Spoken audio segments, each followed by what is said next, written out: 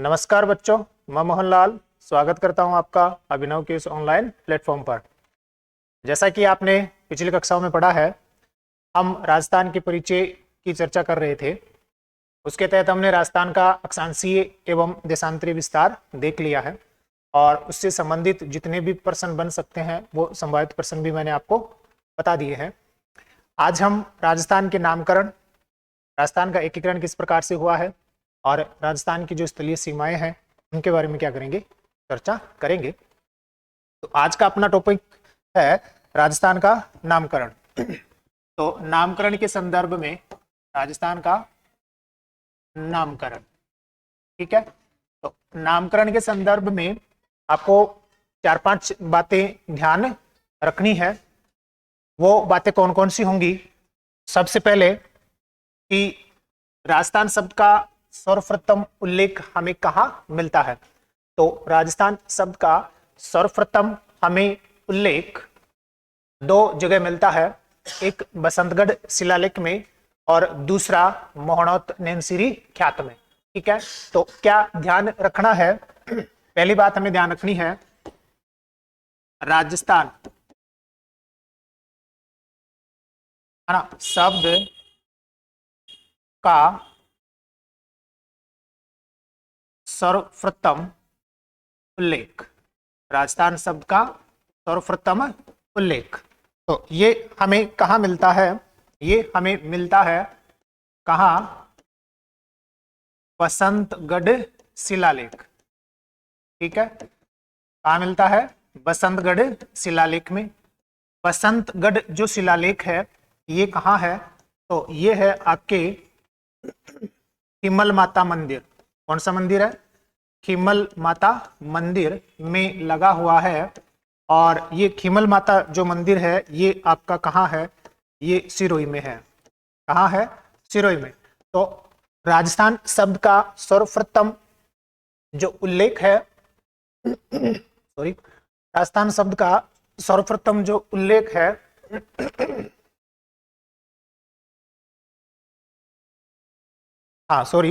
राजस्थान शब्द का जो सर्वप्रथम उल्लेख है वो हमें कहाँ मिलता है? बसंतगढ़ शिलालेख, जो कहाँ लगा हुआ है? खिमल माता का मंदिर, जो कहाँ है? सिरोही में है। इस बसंतगढ़ शिलालेख में जो राजस्थान शब्द का प्रयोग हुआ है वो किसके रूप में हुआ है? तो वो ध्यान रखना है आपको। ये जो शब्द हुआ है ये राजस्थानिया द्वितीया, किसके नाम से हुआ है? राजस्थानिया द्वितीया के नाम से इस शब्द का यहाँ उल्लेख मिलता है। दूसरा, ये राजस्थानिया द्वितीया जो शब्द है ये किसी है ना राजा अथवा महाराजा के लिए क्या हुआ है? प्रयुक्त हुआ है। ध्यान रखना भी, किसके लिए प्रयुक्त हुआ है? राजा या महाराजा के लिए इस शब्द का क्या किया गया है? प्रयोग किया गया है। तो हमें क्या ध्यान रखना है? हमें यह ध्यान रखना है कि राजस्थान शब्द का सर्वप्रथम जो उल्लेख है वो हमें कहाँ मिलता है? बसंतगढ़ शिलालेख में। कहाँ मिलता है? बसंतगढ़ शिलालेख में। ये बसंतगढ़ शिलालेख कहाँ है? तो खिमल माता मंदिर, और खिमल माता मंदिर कहाँ है? सिरोही में। इस बसंतगढ़ शिलालेख में किस नाम से राजस्थानिया द्वितीया, कौन सा शब्द है? राजस्थानिया द्वितीया शब्द का उल्लेख मिलता है, जो राजस्थान के लिए प्रयुक्त नहीं हुआ है। जो किसके लिए प्रयुक्त हुआ है? जो आपके किसी राजा अथवा महाराजा के लिए उपयोग में लिया गया है, ठीक है। एक बात तो ये ध्यान रखनी है। दूसरा हमें यह ध्यान रखना है कि जो मोहनोत नैनसिरी ख्यात है, कौन है? मोहनोत नैनसिरी ख्यात कौन सी है?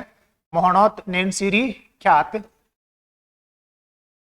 जो किसने लिखी है? जो मोहनोत नैनसी ने लिखी है। तो इसके लेखक कौन है? इसके लेखक हैं कौन? मोहनोत नैनसी, ठीक है ना।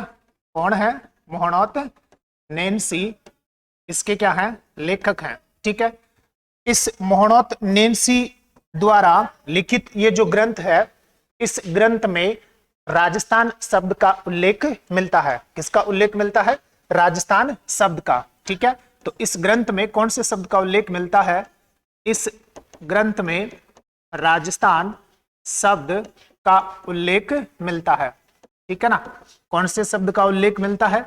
राजस्थान शब्द का उल्लेख मिलता है। ये जो राजस्थान शब्द है यहां किसके लिए प्रयुक्त हुआ है? तो वही ये किसी राजा अथवा महाराजा के लिए प्रयुक्त हुआ है। किसके लिए प्रयुक्त हुआ है? किसी राजा या महाराजा के लिए प्रयुक्त हुआ है। इससे पहले हमने क्या पढ़ा? इससे पहले हमने देखा कि बसंतगढ़ शिलालेख में, है ना, राजस्थान या द्वितीय शब्द का उल्लेख मिलता है। वो शब्द भी किसी राजा या महाराजा के लिए क्या किया गया है? प्रयोग में लिया गया है। मोहनोत नेनसीरी ख्यात में जो राजस्थान शब्द का प्रयोग मिलता है वो भी किसी राजा या महाराजा के लिए क्या किया गया है? प्रयोग में लिया गया है। तो हमें यहां यह ध्यान रखना है कि राजस्थान शब्द का जो प्राचीनतम उल्लेख है, राजस्थान शब्द का जो प्राचीनतम उल्लेख है वो तो हमें कहां मिलता है? वो तो हमें मिलता है बसंतगढ़ शिलालेख हिमल माता मंदिर सिरोही में मिलता है। ठीक है, फिर दूसरा जो हमें इसका प्राचीनतम उल्लेख मिलता है, ये आपका पहला प्राचीनतम उल्लेख है राजस्थान शब्द का, और दूसरा जो प्राचीनतम उल्लेख है वो हमें मिलता है कहां?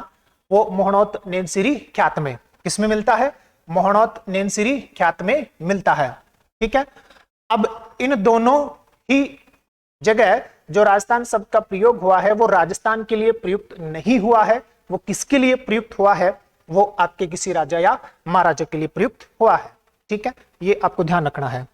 दूसरी जो बात आपको ध्यान रखनी है वो ये ध्यान रखनी है, भाई ये क्या है? ग्रंथ है मोहनोत नेनसिरी ख्यात। तो मोहनोत नेनसिरी जो ख्यात है ना, ये क्या है? ग्रंथ है। ठीक है, किसने लिखा है ये ग्रंथ? ये मोहनोत नेनसी ने लिखा है। तो हम यूं कह सकते हैं कि राजस्थान शब्द का, कौन से शब्द का? राजस्थान शब्द का सर्वप्रथम, राजस्थान शब्द का सर्वप्रथम साहित्यिक उल्लेख, कौन सा उल्लेख? साहित्यिक जो उल्लेख है वो हमें कहां मिलता है? वो हमें इसी मोहनोत नेनसिरी ख्यात में मिलता है। क्योंकि बसंतगढ़ जो शिलालेख है, बसंतगढ़ तो क्या था? एक शिलालेख जो कहां लगा हुआ है? खिमल माता मंदिर में लगा हुआ है। और ये एक ग्रंथ है, एक साहित्यिक रचना है। इसमें राजस्थान शब्द का क्या मिलता है? हमें सर्वप्रथम उल्लेख मिलता है। तो प्राचीनतम उल्लेख तो बसंतगढ़ शिलालेख में, और राजस्थान शब्द का सर्वप्रथम साहित्यिक उल्लेख जो है वो आपको कहां मिलता है? वो आपको मोहनोत नेनसिरी ख्यात में मिलता है। ठीक है, ये दो बातें आपको ध्यान रखनी है। अब आगे बात करें तो आगे जो अपना टॉपिक रहेगा ना, नामकरण, आपका नामकरण ही चलेगा। तो नामकरण के संदर्भ में दो बातें हो गई। अब आपको ये ध्यान रखना है, एक विद्वान हुए हैं, मतलब राजस्थान के पॉलिटिकल एजेंट हुए हैं जिनका नाम है कौन? Colonel James Tod. कौन हुए हैं? आपके कर्नल जेम्स टोड। ठीक है, तो कर्नल जेम्स टोड के बारे में आपको ध्यान रखना है। कर्नल जेम्स टोड राजस्थान के क्या थे? पॉलिटिकल एजेंट थे, मतलब पीए थे। राजस्थान के क्या थे? पॉलिटिकल एजेंट थे। इन्होंने एक पुस्तक लिखी है, उस पुस्तक का क्या नाम है? उस पुस्तक का नाम है, अगर आपको पता है, एनाल्स एंड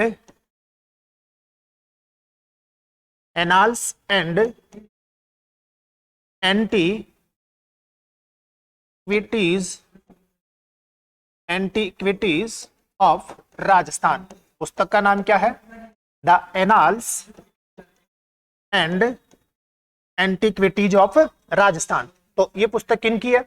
ये पुस्तक कर्नल जेम्स टोड की है। पुस्तक का नाम क्या है? The annals and antiquities of Rajasthan. इसी पुस्तक का जो दूसरा नाम है वो है the central and western antiquities Rajput states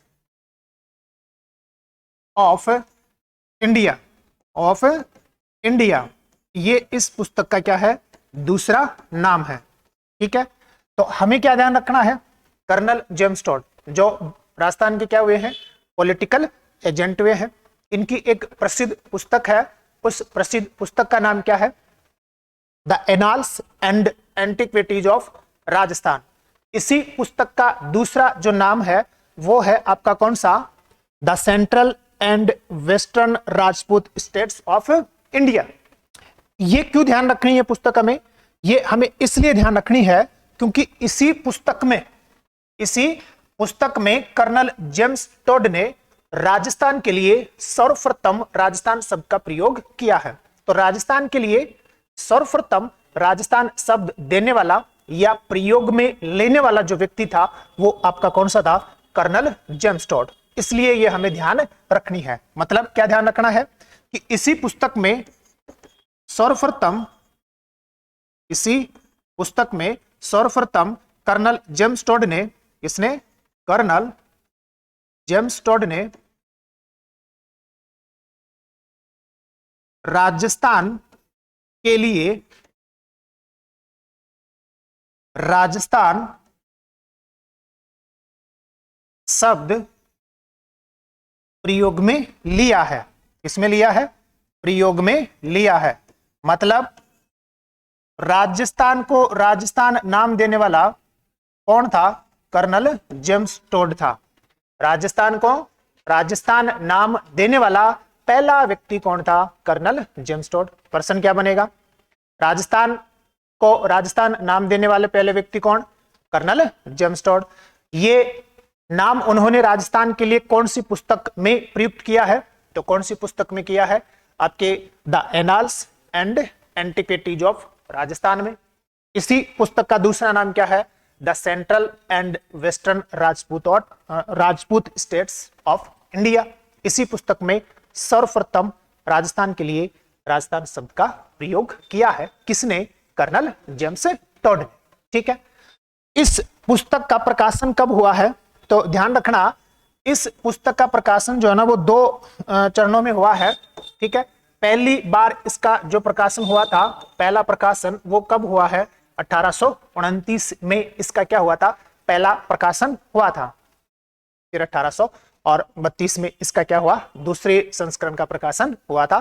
तो हमें 1829 ध्यान रखना है। इस पुस्तक का पहला संस्करण कब प्रकाशित हुआ, 1829 में। कर्नल जेम्स टॉड ने यह पुस्तक किसको समर्पित की, तो ध्यान रखना कर्नल जेम्स टॉड के गुरु थे, है ना, जिनका नाम क्या था, यति ज्ञानचंद्र। क्या नाम था, यति ज्ञानचंद्र। इन्होंने क्या की है, इस पुस्तक को समर्पित किया है। किनको समर्पित किया है, यति ज्ञानचंद्र।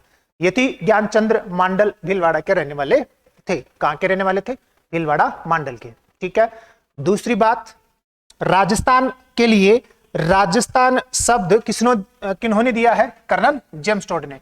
तो इन्होंने राजस्थान शब्द के साथ साथ राजस्थान को एक तो कौन सा नाम भी दिया है, रजवाड़ा, और कौन सा नाम भी दिया है, रायथान नाम भी दिया है। किन्होंने, कर्नल जेम्स टॉड ने।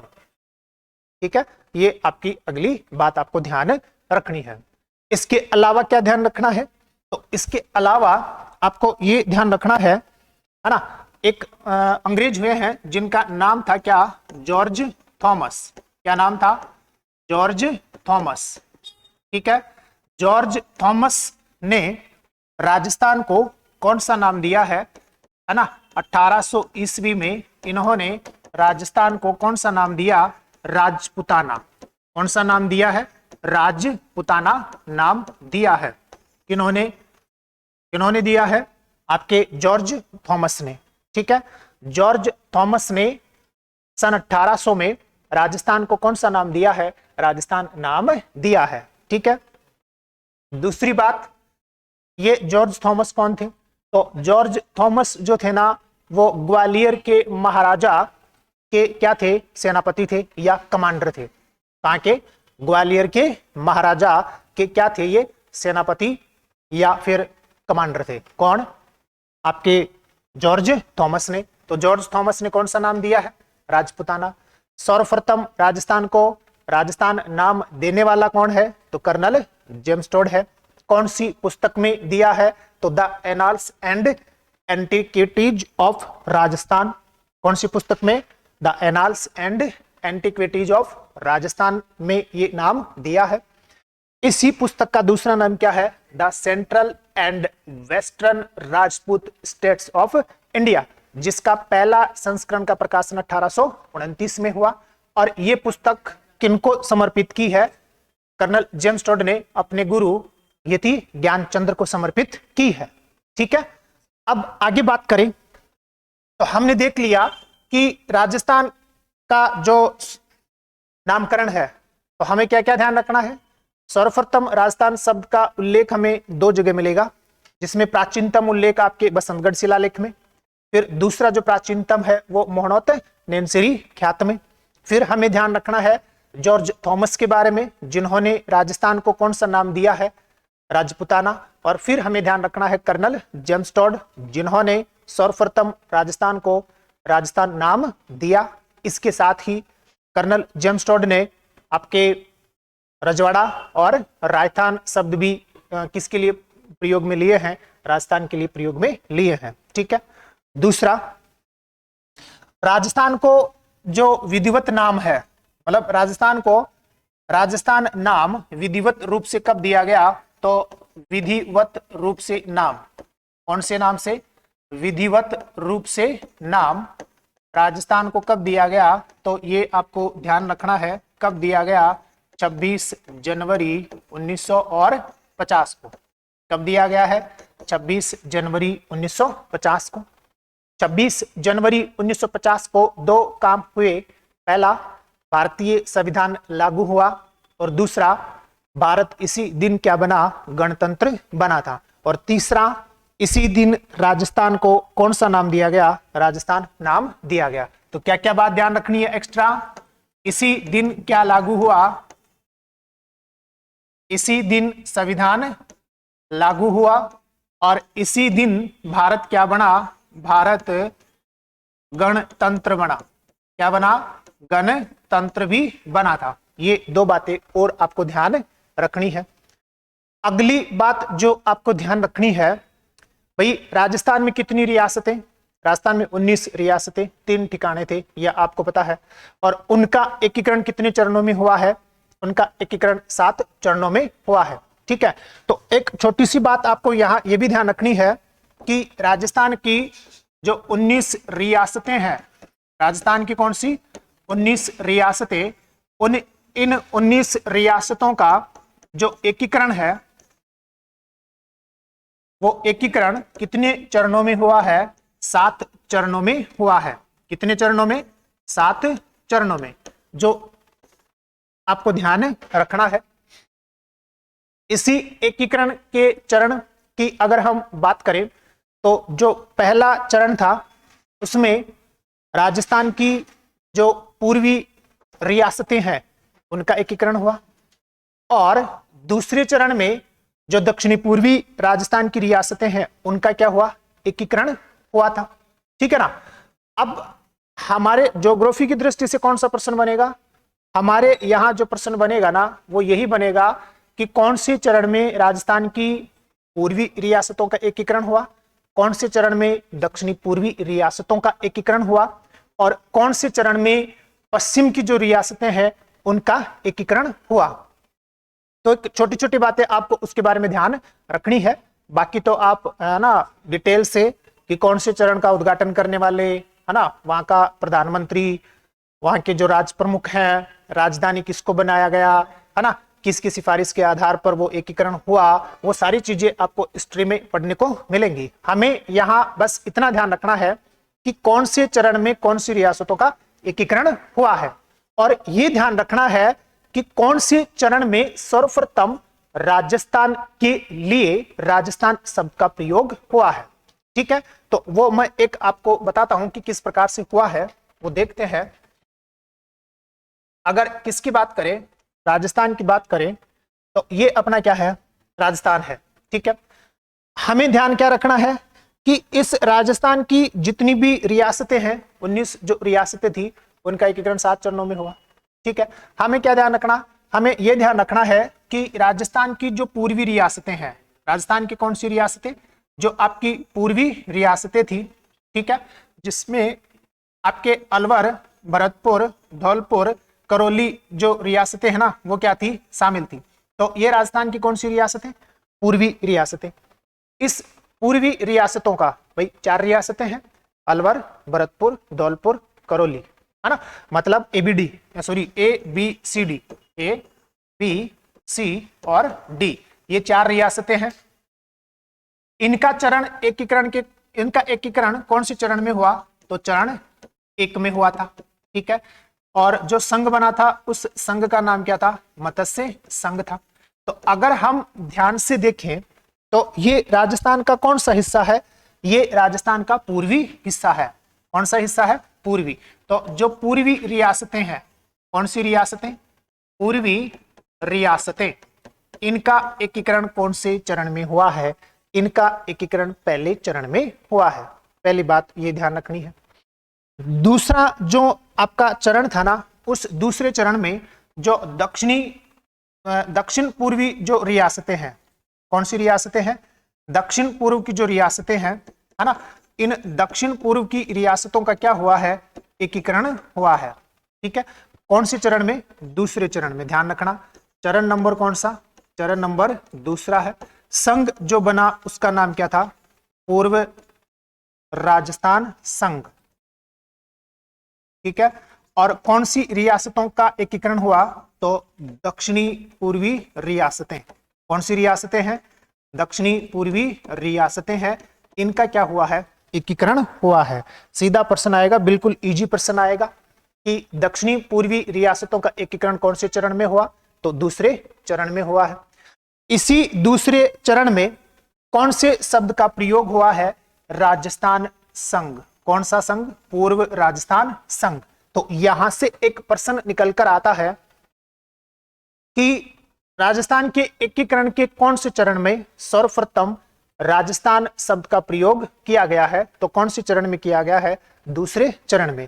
प्रश्न क्या निकलेगा, प्रश्न ऐसे निकलेगा कि आपको ध्यान रखना है कि राजस्थान एकीकरण के, राजस्थान एकीकरण के दूसरे चरण में, कौन से चरण में, दूसरे चरण में सर्वप्रथम राजस्थान शब्द, सर्वप्रथम राजस्थान शब्द का उल्लेख या प्रयोग किया गया है।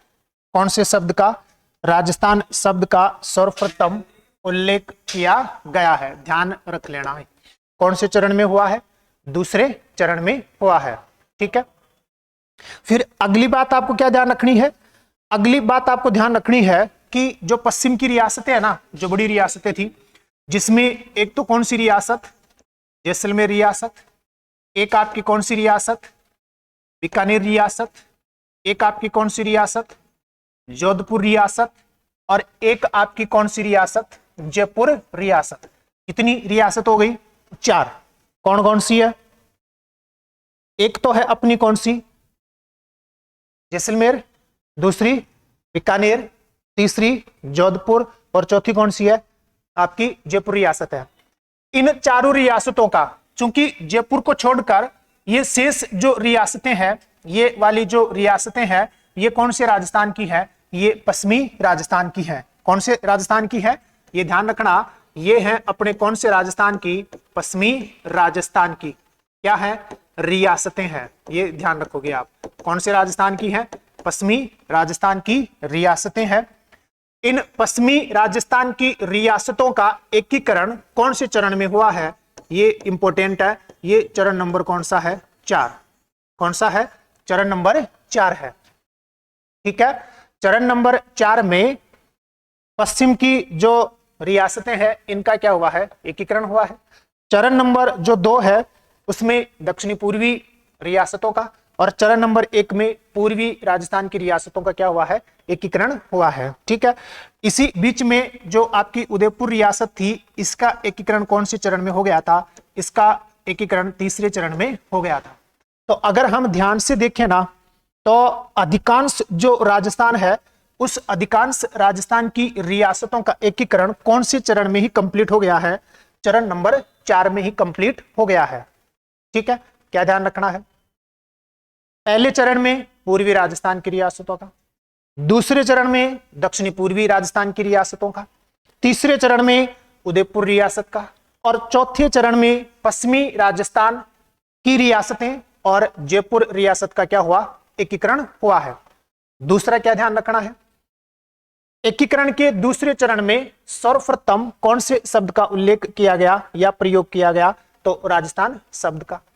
और तीसरी बात, एकीकरण के तो चौथे चरण में जो कब आया था, 30 मार्च 1949।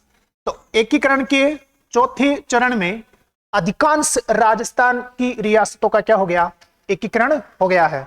इसी वजह से प्रतिवर्ष राजस्थान दिवस कब मनाया जाता है, 30 मार्च को मनाया जाता है। ठीक है, क्या ध्यान रखना है, यह ध्यान रखना है कि इसी वजह से, है ना, कौन सी वजह से, 30 मार्च 1949। ठीक है, एकीकरण का कौन सा चरण है, चरण नंबर 4। एकीकरण का कौन सा है, चरण नंबर 4। इस चरण नंबर 4 में दो बातें हुई, एक तो पश्चिमी राजस्थान की रियासतों का एकीकरण हुआ, पश्चिमी राजस्थान की रियासतों का एकीकरण हुआ, और दूसरी बात आपको ध्यान रखनी है, इसी चरण में राजस्थान की अधिकांश रियासतों का, राजस्थान की अधिकांश रियासतों का एकीकरण पूरा हो गया, एकीकरण पूरा हुआ है, ठीक है ना, पूरा हुआ। कौन से चरण में, चरण नंबर 4 में। इसी वजह से प्रतिवर्ष 30 मार्च को क्या मनाया जाता है, राजस्थान दिवस मनाया जाता है। कितनी मार्च को, प्रतिवर्ष। इसी वजह से प्रतिवर्ष 30 मार्च को क्या मनाया जाता है, राजस्थान दिवस मनाया जाता है। क्या मनाया जाता है, राजस्थान दिवस। तो कब मनाया जाता है भैया, आपका 30 मार्च को। प्रश्न बनेगा, राजस्थान दिवस कब मनाया जाता है, 30 मार्च को। क्यों मनाया जाता है, क्योंकि इसी एकीकरण के चौथे चरण में राजस्थान की अधिकांश रियासतों का एकीकरण हो गया था, इसीलिए 30 मार्च को ही क्या मनाया जाता है, राजस्थान दिवस मनाया जाता है। जबकि वर्तमान राजस्थान 1 नवंबर 1956 को अस्तित्व में आया था, यह भी ध्यान रख लेना आप। वर्तमान राजस्थान कब अस्तित्व में आया, तो वर्तमान जो राजस्थान है वो आपका 1 नवंबर 1956 को अस्तित्व में आया था। मतलब राजस्थान एकीकरण की प्रक्रिया 1 नवंबर 1956 को पूर्ण हुई थी। ठीक है, परंतु हम इस राजस्थान दिवस कब मनाते हैं, 30 मार्च को। क्यों मनाते हैं, उसका कारण मैंने आपको बता दिया है। 1 नवंबर को क्या मनाया जाता है, राजस्थान स्थापना दिवस मनाया जाता है। ठीक है, ध्यान रख लोगे सारी बातें राजस्थान के एकीकरण से संबंधित। हालांकि जो हिस्ट्री का परिप्रेक्ष्य है, उस हिस्ट्री के परिप्रेक्ष्य में आप हिस्ट्री की क्लास में जो भी एकीकरण हुआ है, एकीकरण में जो संघ बना है, उस संघ का उद्घाटन कब हुआ, उद्घाटन करने वाले कौन कौन थे, उनमें राज्य प्रमुख कौन था, उपराज्य प्रमुख कौन था, मुख्यमंत्री अथवा बाद में प्रधानमंत्री, सॉरी पहले प्रधानमंत्री बाद में मुख्यमंत्री कौन बने, ये आपके हिस्ट्री का एक पोर्शन है, उसमें आप उसका अध्ययन करोगे। हमें बस यहां इतना ध्यान रखना था एकीकरण के संदर्भ में कि पूर्वी रियासतों का पहले चरण में, दक्षिणी पूर्वी रियासतों का दूसरे चरण में, और पश्चिमी रियासतों का चौथे चरण में क्या हुआ है, एकीकरण हुआ है। ठीक है, अब हम राजस्थान की सीमाओं की बात करेंगे। ठीक है, तो अगला हम टॉपिक लेते हैं राजस्थान की सीमाएं। चलो शुरू करें राजस्थान की सीमाएं। तो उससे पहले एक बार आप इसको उतार लीजिएगा, है ना, जो भी आपके मैप वगैरह थे उनको आप पीडीएफ भी आपको मिल जाएगी, चाहो तो उतार भी सकते हो, ठीक है।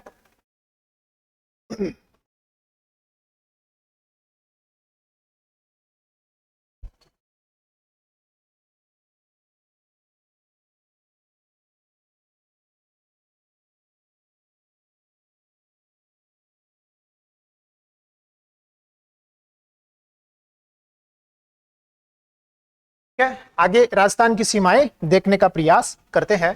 तो राजस्थान की सीमाएं देखें तो उसमें आपको देखो क्या क्या ध्यान रखना है।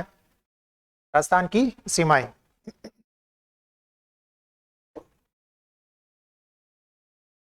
ठीक है, सीमाएं में देखो, सीमाएं सामान्यतः दो प्रकार की।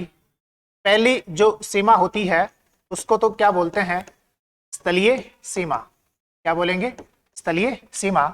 और दूसरी जो सीमा होती है वो होती है आपकी कौन सी, जलीय सीमा, ठीक है। जलीय सीमा राजस्थान की है नहीं, तो हमें इससे कोई मतलब है नहीं, क्योंकि राजस्थान की जो सीमा है ना वो कौन सी सीमा नहीं है, जलीय सीमा नहीं है। तो राजस्थान की संपूर्ण जो सीमा है वो आपकी कौन सी सीमा है, स्थलीय सीमा है। स्थलीय जो सीमा है इसकी कुल जो लंबाई है वो 5,920 किलोमीटर है। कितनी किलोमीटर है, 5,920 किलोमीटर है, जो है ना एक देश और 5 राज्यों के साथ लगती है। ध्यान रखना, एक तो कौन है, देश है, और 5 क्या है, राज्य हैं। एक देश पाकिस्तान है, 5 राज्य किसके हैं, भारत के हैं। इस स्थलीय सीमा पर राज्य के टोटल कितने जिले आते हैं, 25 जिले आते हैं। कितने जिले आते हैं, 25 जिले आते हैं, ठीक है। ये जो स्थलीय सीमा है इसको फिर से हम कितने भागों में डिवाइड कर सकते हैं, 2 भागों में। एक को क्या बोलेंगे, अंतरराष्ट्रीय सीमा, एक को क्या बोलेंगे, अंतरराष्ट्रीय सीमा, और दूसरी जो सीमा है उसको क्या बोलेंगे, उसको बोलेंगे अंतरराज्यीय सीमा। कौन सी है, अंतरराज्यीय सीमा, ठीक है। कौन सी सीमा हो जाएगी, अंतरराज्यीय सीमा। अब आपको क्या ध्यान रखना है, अंतरराष्ट्रीय जो सीमा है वो आपकी 1070 किलोमीटर है, और इसके ऊपर कितने जिले आते हैं, राजस्थान के 4 जिले आते हैं। अंतरराज्यीय सीमा जो है वो आपकी 4850 किलोमीटर है, और जिस पर राजस्थान के कितने जिले आते हैं, 23 जिले आते हैं। कितने जिले, 23 जिले, ठीक है। ये आपको ध्यान रखना है। स्थलीय सीमा कितनी, 5,920 किलोमीटर है, एक देश के साथ और 5 राज्यों के साथ लगती है। राजस्थान के कितने जिले आते हैं इसके ऊपर स्थलीय सीमा पर, तो 25 जिले आते हैं। स्थलीय सीमा फिर से 2 प्रकार की है, एक आपकी कौन सी, अंतरराष्ट्रीय सीमा जो 1070 किलोमीटर की है, और कितने जिले आ रहे हैं, 4 जिले आते हैं। और दूसरी आपकी कौन सी है, अंतरराज्यीय सीमा जो टोटल कितनी है, 4850, और जिस पर कितने जिले आ रहे हैं, 23 जिले आ रहे हैं, ठीक है। आगे हम बात करें किसकी, आपकी कौन सी सीमा, अंतरराष्ट्रीय सीमा। अब हम बात करते हैं किसकी, अंतरराष्ट्रीय सीमा की। किसकी बात करें, अंतरराष्ट्रीय सीमा, ठीक है। अब जैसा कि आपको पता है अपने यहां राजस्थान की जो सीमा अंतरराष्ट्रीय लगती है वो किसके साथ लगती है, वो पाकिस्तान के साथ लगती है, ठीक है। किसके साथ, पाकिस्तान के साथ। जो पाकिस्तान के साथ सीमा लगती है उसका नाम क्या है, उसका नाम क्या है, रेड क्लिफ है, ठीक है। जिसका निर्धारण कब हुआ, जिसका निर्धारण हुआ, है ना, आपके 17 अगस्त 1947 को इसका क्या हुआ, निर्धारण हुआ। ये जो सीमा है ना ये किसका उदाहरण मानी जाती है, ये अध्यादेश अध्यारोपित, कौन सी सीमा? अध्यारोपित सीमा का क्या है? एग्जाम्पल है। कौन सी सीमा का एग्जाम्पल है? अध्यारोपित। अध्यारोपित का मतलब क्या होता है? तो अध्यारोपित का मतलब होता है भाई भारत और पाकिस्तान के मध्य सीमा का निर्धारण करने के लिए, है ना, दो आयोग बनाए गए थे सर रेडक्लिफ की अध्यक्षता में। सर रेडक्लिफ के द्वारा, है ना, भारत और पाकिस्तान के मध्य सीमाओं का निर्धारण जो है ना वो प्रत्यक्ष रूप से स्थल पर जाकर तो किया गया नहीं, मतलब ग्राउंड पर तो वो गए नहीं। उन्होंने, है ना, भारत का मानचित्र उठाया और क्या कर दी, है ना, रेखाएं खींच दी और सीमा का क्या कर दिया? निर्धारण कर दिया। और दोनों को ये प्रेशराइज कर दिया कि आपको ये क्या करना पड़ेगा? मानना पड़ेगा। जबकि वहां की डेमोग्राफी किस प्रकार की है ना, वहां का कल्चर, वहां की डेमोग्राफी, वहां का क्लाइमेट किस प्रकार का है, जनता जो है ना वो कौन से देश के साथ जाना चाहती है, इन सभी बातों पर ध्यान नहीं दिया गया। तो इस कारण से इस सीमा को कौन सी सीमा बोलते हैं? अध्यारोपित सीमा बोलते हैं। ठीक है। दूसरा आपको क्या ध्यान रखना है? पाकिस्तान के साथ लगती है। कितनी किलोमीटर लगती है भैया? 1070 किलोमीटर लगती है। ठीक है। कैसे लगती है अभी मैप में समझेंगे। तो 1070 किलोमीटर लगती है, जिस पर राजस्थान के कितने जिले आते हैं? 4 जिले आते हैं। ठीक है ना। अब इसको समझने का प्रयास करते हैं कि ये कैसे लगती है। अभी तो क्या ध्यान रखना है, किस प्रकार की है? रेडक्लिफ का नाम 17 अगस्त 1947 को निर्धारण हुआ और किस प्रकार की सीमा है? अध्यारोपित सीमा है। लंबाई कितनी है? 1070 किलोमीटर है और कितने जिले आते हैं? आपके 17 जिले आते हैं। दूसरी बात आपको एक छोटी सी ये भी ध्यान रख लेना कि ये जो 1070 है ये कितने में से है ना? 5920 किलोमीटर में से है। ठीक है। 5920 किलोमीटर क्या है? राजस्थान की कुल स्थलीय सीमा। उसमें से 1070 कौन सी है? अंतरराष्ट्रीय सीमा। तो ये अंतरराष्ट्रीय जो सीमा है ना, ये लगभग कुल स्थलीय सीमा का कितना परसेंट आती है? 18% के लगभग आती है। आप निकालकर देख लीजिएगा। ठीक है। परसेंट बन सकता है।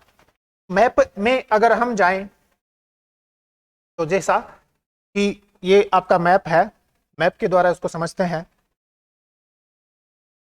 ये देखिए मैप है अपना राजस्थान वाला। इसमें अंतरराष्ट्रीय सीमा की देखो शुरुआत कहां से होगी। तो अंतरराष्ट्रीय सीमा की जो शुरुआत होती है ना, वो आपकी शुरू होती है, यहां है गंगानगर का हिंदूमल कोट। गंगानगर का कौन है?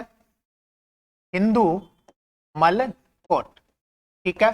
कहां का है? श्री गंगानगर का। तो हिंदूमल कोट से शुरू होगी, जो आपका कौन सा जिला है? श्री गंगानगर जिले का है। यहां से शुरू होने के बाद, यहां से शुरू हुई, ठीक है, यहां से शुरू होने के बाद ये 1070 किलोमीटर की लंबाई में बाड़मेर के कहां तक आती है? तो बाड़मेर के बाखासर तक आती है। कहां तक आती है? बाड़मेर का बाखासर। ठीक है। कहां का है ये? बाड़मेर का। यहां तक क्या है? फैली है। ठीक है। मतलब कितनी किलोमीटर है? 1070 किलोमीटर है। अब राजस्थान के कौन कौन से जिले आए तो देखो जरा। इधर तो कौन सा जिला आ गया? गंगानगर। ये तो कौन सा जिला है? गंगानगर। फिर 2 नंबर का जो जिला आया वो कौन सा है? बीकानेर। फिर 3 नंबर का जो जिला आया वो अपना कौन सा है? जैसलमेर। और जो 4 नंबर का जो जिला आया वो अपना कौन सा है? बाड़मेर है। तो टोटल कितने जिलों के साथ लग रही है? टोटल आपके 4 जिलों के साथ लग रही है। तो क्या ध्यान रखना था? शुरू कहां से हुई? हिंदूमल कोट गंगानगर से। कहां तक आई? बाखासर बाड़मेर तक। कितने किलोमीटर की लंबाई में? 1070 किलोमीटर की लंबाई में। ठीक है।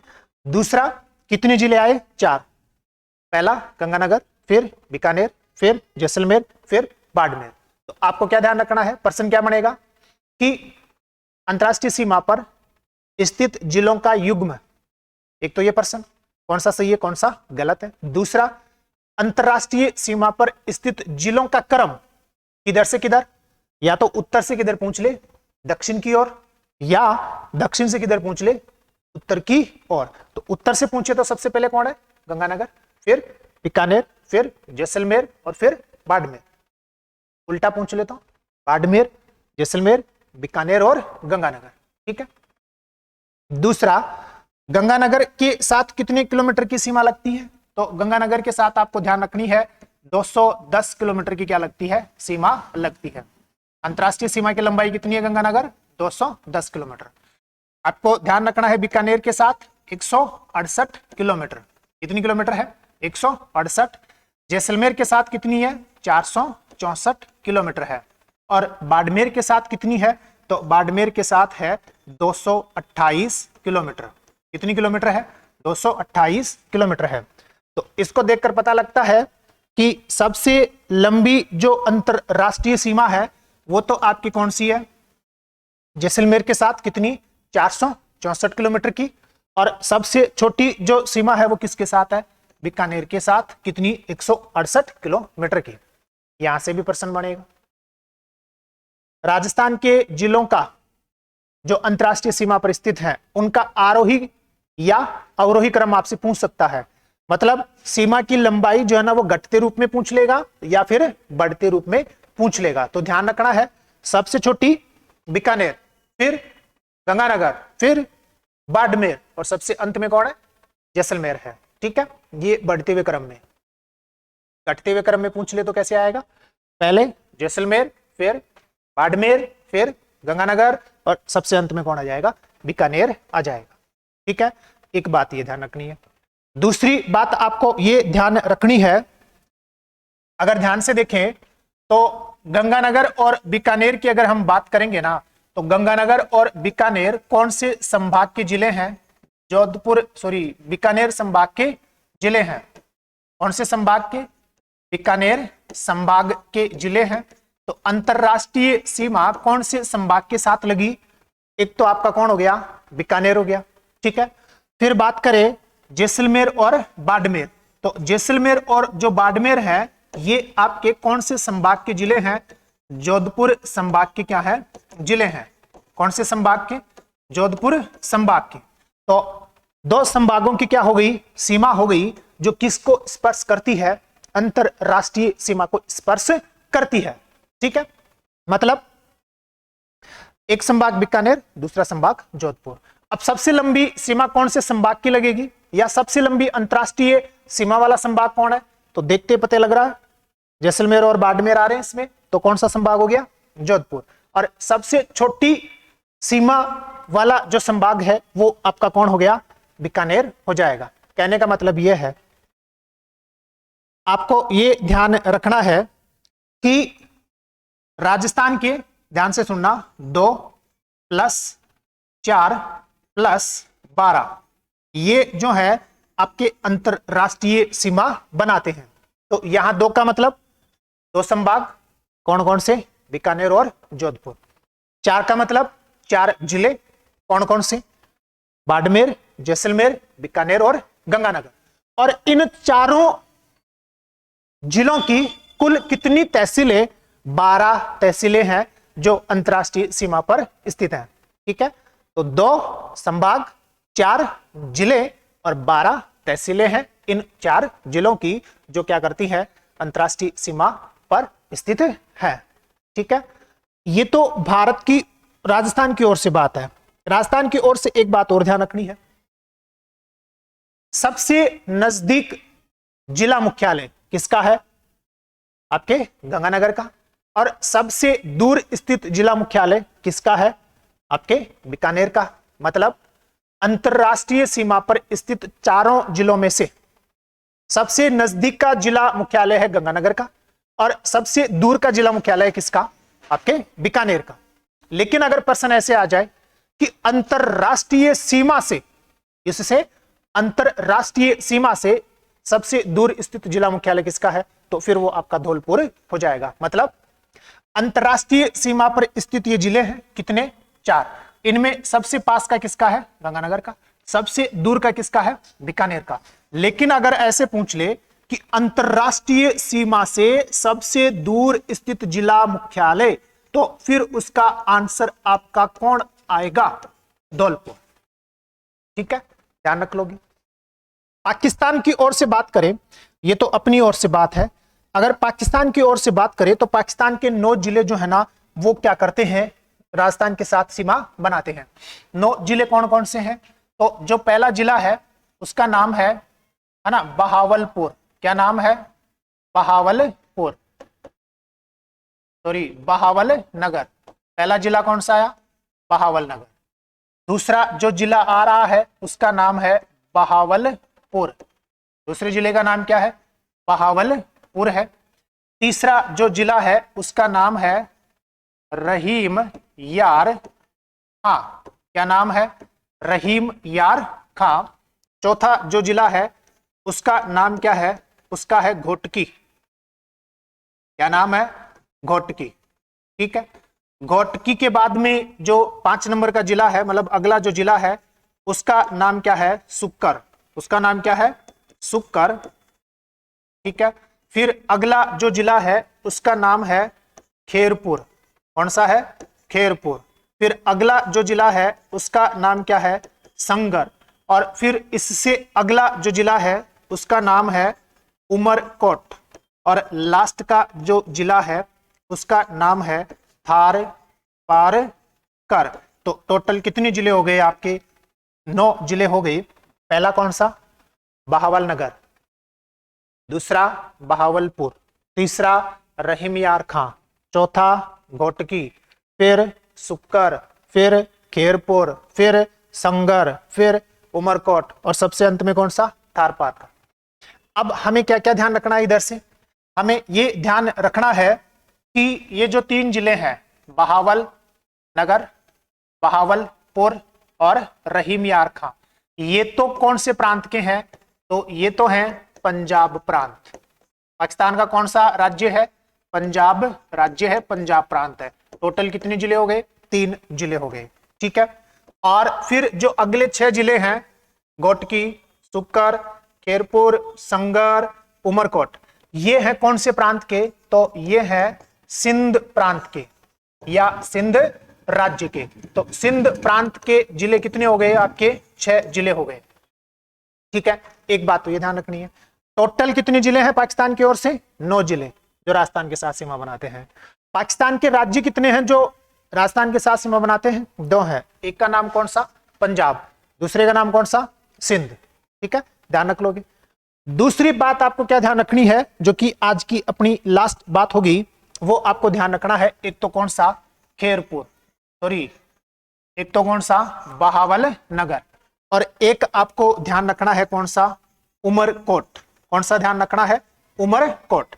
बहावल नगर आपको इसलिए ध्यान रखना है क्योंकि बहावल जो नगर है ना, ये राजस्थान के साथ पाकिस्तान की ओर से, राजस्थान के साथ पाकिस्तान की ओर से क्या करता है? सर्वाधिक अंतरराष्ट्रीय सीमा बनाता है। कौन? बहावल नगर। कौन सी ओर से? पाकिस्तान की ओर से। और अपनी ओर से कौन है भैया? जैसलमेर है। उधर से कौन है? बहावल नगर है। ठीक है। और उमरकोट जो है ना, ये क्या करता है? ये न्यूनतम सीमा बनाता है। कौन सी सीमा बनाता है? न्यूनतम अंतरराष्ट्रीय सीमा बनाता है। कौन सा वाला? आपका बहावल, सॉरी उमरकोट। ठीक है। ये सारी बातें किसकी हैं? आपकी अंतरराष्ट्रीय सीमा की हैं। तो आज के लिए आप सभी का बहुत बहुत धन्यवाद। अगले वीडियो में हम जो अंतरराज्यीय सीमा बची है उसकी क्या करेंगे? चर्चा करेंगे। तो एक बार फिर से आपका सभी का धन्यवाद।